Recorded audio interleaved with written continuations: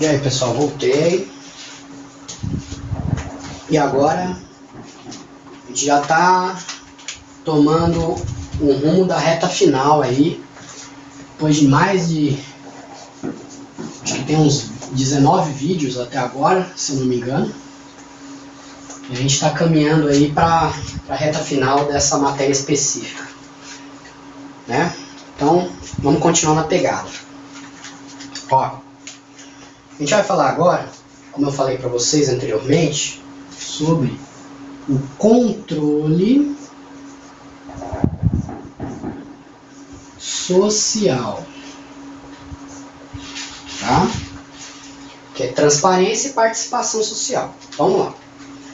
O conceito de cidadania refere-se à qualidade do indivíduo que dispõe dos direitos políticos em uma dada sociedade. Os direitos políticos, por sua vez, constituem um conjunto de normas constitucionalmente fixadas referentes à participação popular no processo político. Dizem respeito, em outras palavras, à intervenção do cidadão na vida pública de determinado país. Então, gente, imaginar que você é um cidadão só porque você vota dentro de um processo eleitoral é errôneo, né? Deixa eu até arrumar a câmera aqui que ela também está meio errônea. Pronto. No Brasil, a participação do cidadão no processo político ocorre principalmente por meio do sufrágio. Não é o único meio, viu, gente? O sufrágio é a eleição, é o voto, o direito ao voto.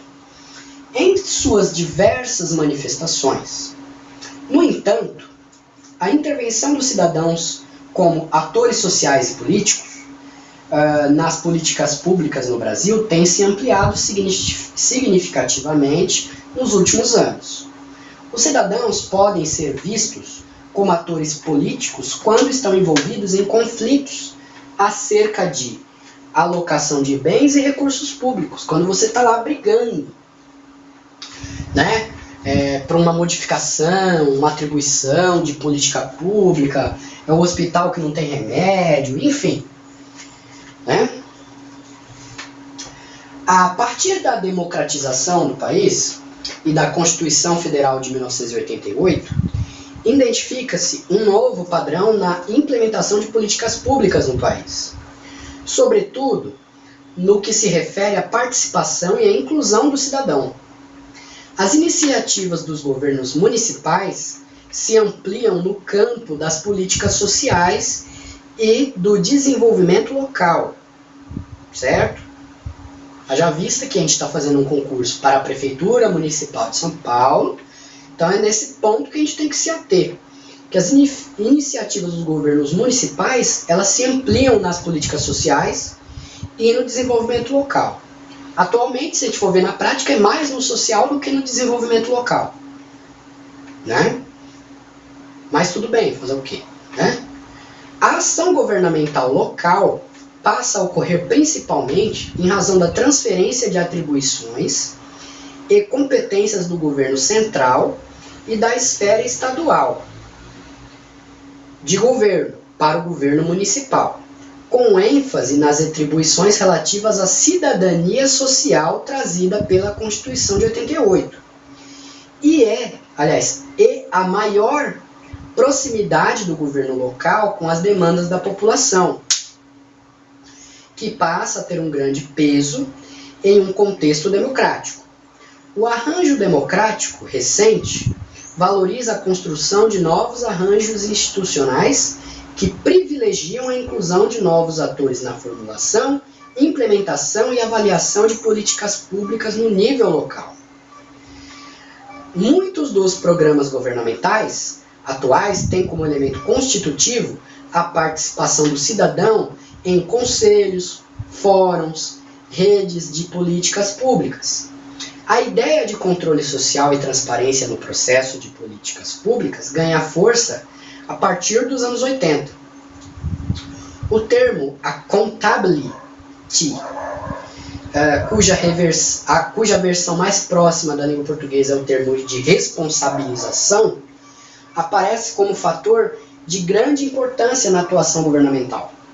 Remete à ideia de prestação de contas à sociedade, ou seja, a obrigação de membros de um governo administrativo ou representativo de responder e prestar contas às instâncias controladoras e aos seus representados. Implica, portanto, questões de responsabilidade social, de imputabilidade, de obrigações e prestação de contas. Eu cheguei a falar para vocês naquele negócio lá do portal da transparência, que é onde você vai poder consultar para onde é que está sendo atribuído os recursos públicos, certo? Então, quanto cidadão, não tão quanto concurseiro, né, o controle social você tem que entender que ele está sendo ampliado desde os anos 80, a partir da Constituição ele veio com mais força, que o cidadão ele tem participado aí de conselhos e tal. A nível social, a participação do governo local ela tem sido muito atuante, né?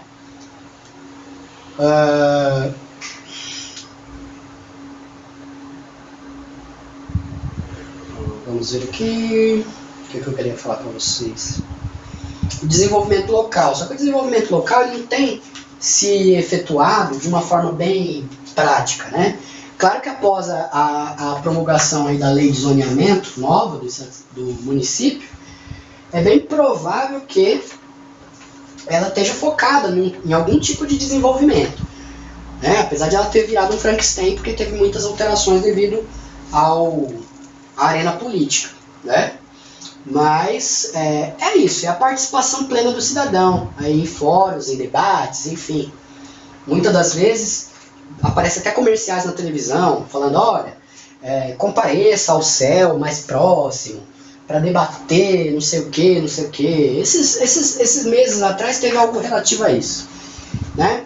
Que é buscando a participação do cidadão, mais controle social. Vamos ver quanto tempo aqui, se dá pra gente entrar no novo capítulo. Dá. Vamos lá, vamos liberar aqui, ó. Controle social tá falado. Foi sucinto.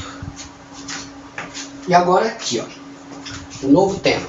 Novos arranjos de políticas públicas.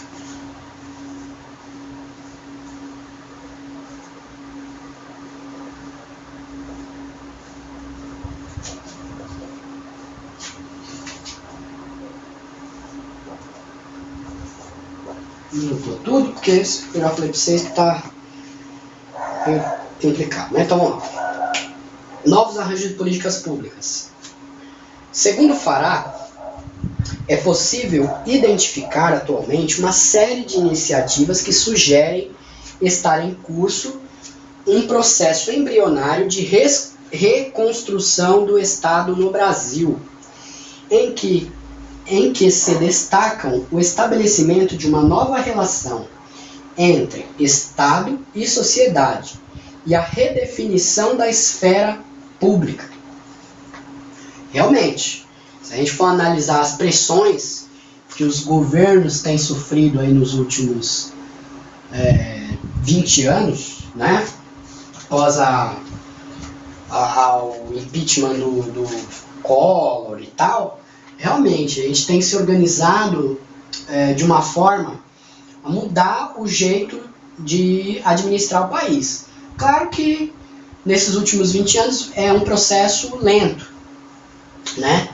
Mas nesse ano de 2016 a gente está vendo uma série de manifestações, uma série de atribulações que o governo, né, no âmbito federal e que é padrinho, né, do governo nosso municipal, tem sofrido.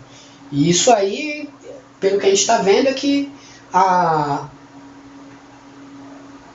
população economicamente ativa, né, falo aí da classe média, que é muito depreciada, né, por governos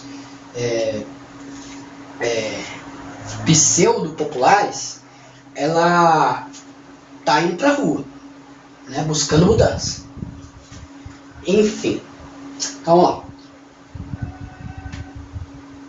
o movimento em curso, em especial na esfera local, pode ser entendido como parte de um processo de reconstrução da esfera pública, orientado para a democratização da gestão das políticas públicas no país, o qual tem a descentralização um de seus componentes centrais.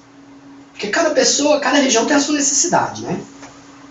Enfim, surge então o conceito de governança democrática, que pressupõe a descentralização do processo decisório e a capacidade de implementação e acompanhamento das políticas públicas por parte da sociedade.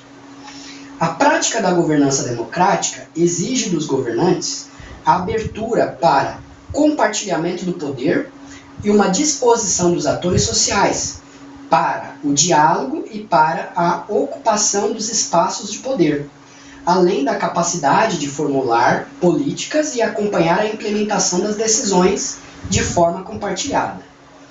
Em decorrência das mudanças verificadas nas relações entre Estado e sociedade, novas institucionalidades e espaços de concertação têm surgido para possibilitar a gestão participativa.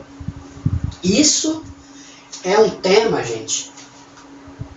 Putz, eu não posso falar palavrão, cara. Mas olha, esse negócio, ó. Gestão participativa.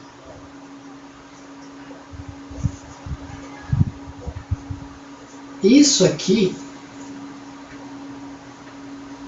embora seja um tanto quanto utópico, né, no meu ponto de vista, mas isso aqui, ó, para esse governo local que nós temos, a ideologia que a gente vê sendo aplicada atualmente no município, esse negócio de gestão participativa parece que é um boom que está sendo implantado, sabe? Vamos falar mais legal disso aqui, ó. Tal.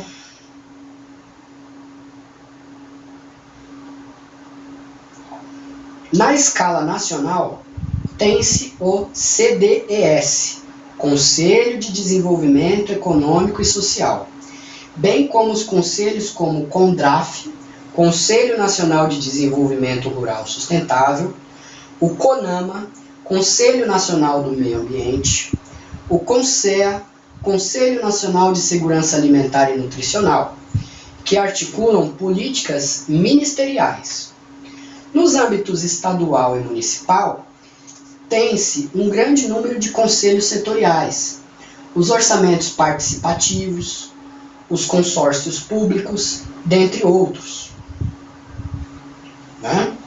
Então, gente, é nisso aqui que eu estava querendo falar com vocês. Ó, dentro disso aqui, a gente teve aí, era nisso que eu estava falando para vocês em relação ao CEL, que estava comercial na televisão, e aí convocava as pessoas para ir no CEL, no CEL, no Centro Educacional Unificado aí que a gente tem dentro da Prefeitura de São Paulo, né? Discutir por região o orçamento.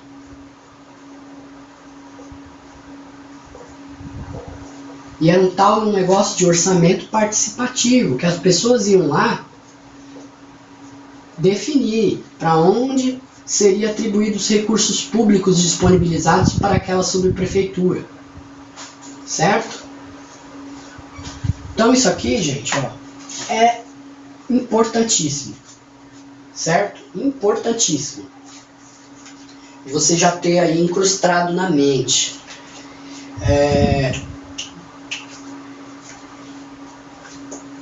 Eu ia tecer agora com vocês uma crítica em cima disso. Mas eu acho que não é o momento oportuno, já vista que a gente tem que dar seguimento, né, ao estudo para esse concurso. Mas se você vê isso daqui, como eu falei para vocês, é utópico. É utópico. Porque na prática isso não acontece. Existem bairros com a população muito grande que é uma população carente, que recebe um orçamento desse tamanho. E bairros pequenos, com a população pequena, que é de um poder aquisitivo maior, que recebe um orçamento gigante. Por quê? Se todos nós somos paulistanos, não é verdade? E o princípio da isonomia? Por que não divide o bolo em partes iguais? Né? Por que o cara de Moema tem mais valor do que o cara da Tiradentes? Né? Da cidade de Tiradentes. Bom, enfim, né? A gente não faz parte da cidade, não. Fazer o quê, né? Bom, isso eu não estou falando, gente, em relação a esse governo, não. Isso aí vem desde sempre. Mas tudo bem. Conselho de Políticas Públicas. Esse é o tema que a gente vai falar agora. Conforme Carneiro, um outro cara aí, um outro estudioso, a questão dos conselhos de políticas públicas insere-se fundamentalmente na área de governança democrática. Como canais institucionalizados de participação marcam uma reconfiguração das relações entre Estado e sociedade e instituem uma nova modalidade de controle público sobre a ação do governo e, idealmente, de corresponsabilização quanto ao desenho, ao monitoramento e avaliação de políticas. Tem-se como pressuposto que os conselhos sinalizam possibilidades de avanço na gestão de políticas públicas, fomentando práticas mais participativas, articulando mecanismos de accountability, né, de responsabilização, e gerando responsabilidade pública. Os conselhos são espaços públicos não estatais, que sinalizam a possibilidade de representação de interesses coletivos na cena política e na definição da agenda pública. Tem caráter híbrido, sendo parte do Estado e parte da sociedade ao mesmo tempo. São espaços de argumentação sobre valores, normas e procedimentos, de formação de consensos, de transformação de preferências e de construção de identidades sociais. São também mecanismos de ação que inserem na agenda governamental as demandas e os temas de interesse público para que sejam absorvidos, articulados e implementados na forma de políticas públicas. Os conselhos, conforme o rapaz que a gente falou aqui, contribuem para aproximar o governo dos cidadãos e para o enfraquecimento das redes de clientelismo, trazendo alianças e conflitos de interesse para as esferas públicas de decisão. Permitem também um maior grau de acerto no processo de tomada de decisões. Ajudam na identificação mais rápida de problemas e na construção de alternativas de ação, bem como aumentam a transparência administrativa e pressionam as diversas áreas do governo em direção às ações mais integradas. Bom, depois dessa locução, né, tomar uma aguinha e falar para vocês.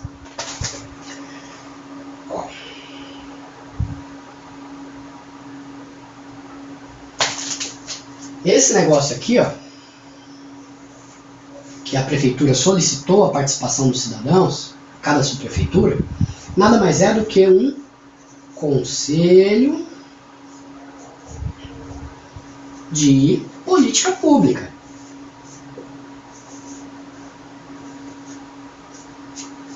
Né? Haja visto que você vai... a intenção é boa, a prática nem tanto. Né? Mas como a gente está aqui no mundo da teoria, é uma ideia maravilhosa, né? Você trazer o cidadão para uma mesa redonda para discutir as necessidades, o que ele quer, onde é que ele quer que gaste o dinheiro da região, quais são as necessidades prioritárias daquela comunidade. E aí, com base nessas discussões, é chegado a um consenso, e esse consenso é inserido na agenda governamental e, posteriormente, gerado uma política pública em cima daquelas ideias discutidas diretamente com a população. É um um desmembramento da governança muito legal. É da hora. Por quê? Cara, imagina você ter a possibilidade de você atribuir, ir num conselho, definir, olha, minha rua, você representando aqui o pessoal, minha rua ela está esburacada, nem asfalto ela tem. E aí você atribui lá, e dentro do orçamento participativo, dentro do orçamento ali daquela subprefeitura, você com essa ideologia, você acrescenta esse problema dentro da agenda de governo, e o problema é solucionado. Como se a visão do administrador público fosse a visão das pessoas, né? Muito embora que na prática isso acaba não acontecendo legal. Eu acredito que, por exemplo, a gente está no último ano de mandato do atual prefeito. Ele fez coisas que, consequentemente, foram de decisões de ego próprio. Negócio de ciclovia, não sei o que, papapá, não sei o que. Chegou no último ano, ele pegou aqui o meu bairro, que é um bairro no extremo leste da cidade, que é um bairro abandonado. E ele resolveu recapear as ruas, que as ruas realmente eram lixos. Provavelmente isso foi discutido aqui. Alguém falou sobre isso aqui. Só que ele deixou para em cima da hora. Então, não é... A prática é diferente da teoria. Mas, teoricamente, é lindo. É lindo. Maravilhoso. Vamos ver onde eu parei aqui. A inclusão de novos atores da sociedade civil e do setor privado na formulação e implementação e controle das políticas, principalmente no nível local, assinala a ruptura com o padrão não democrático de articulação de Estado-sociedade e a tendência para ampliação do domínio público. Vamos ver só se não estourou o tempo, viu, gente? 22, dá para ir mais um pouco aí.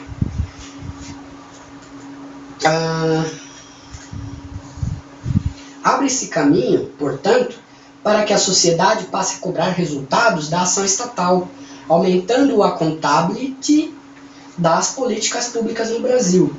As políticas no âmbito local já não parecem se restringir ao padrão de intervenção estatal exclusiva, e os governos locais têm assumido um papel de coordenação e de liderança, mobilizando atores governamentais e não governamentais, e procurando estabelecer um processo de concertação de diversos interesses e de diferentes recursos em torno de objetivos comuns.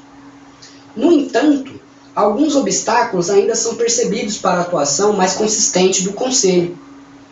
Essas dificuldades referem-se, em geral, a ampliar a participação, viabilizar o envolvimento e o compromisso de atores centrais, tanto governamentais como não governamentais, e instituir mecanismos de controle e deliberação efetivos. Além disso, o desempenho dos conselhos em geral relaciona-se à qualidade do governo municipal e a emancipação dessas organizações requer uma sociedade civil organizada, capaz de exercer influência sobre o sistema político e sobre as burocracias públicas. Então é nisso que a gente está falando, a participação ainda é pequena, né? Essa dificuldade em viabilizar a participação do povo dentro dos conselhos de elaboração de políticas ainda é fraco. Então acaba acontecendo o quê? Como esses conselhos ainda estão sendo estabelecidos, tal, não há uma participação ainda pans da sociedade, acaba acontecendo isso que eu falei para vocês. A opinião decidida aqui ficou por fim. Ele teve muita autonomia e muito pouca cobrança dentro do governo. Né? O accountability, né, aquela responsabilização dele, ficou... não, então vou fazer ciclovia. Muito embora a grande maioria das pessoas tem ciclovias maravilhosas, lindas maravilhosas, mas tem ciclovia que não serve para nada. Mais paciência. Bom, agora a gente vai falar sobre redes de políticas públicas dentro disso aqui, tá? Eu vou descarregar o vídeo, já já nós voltamos.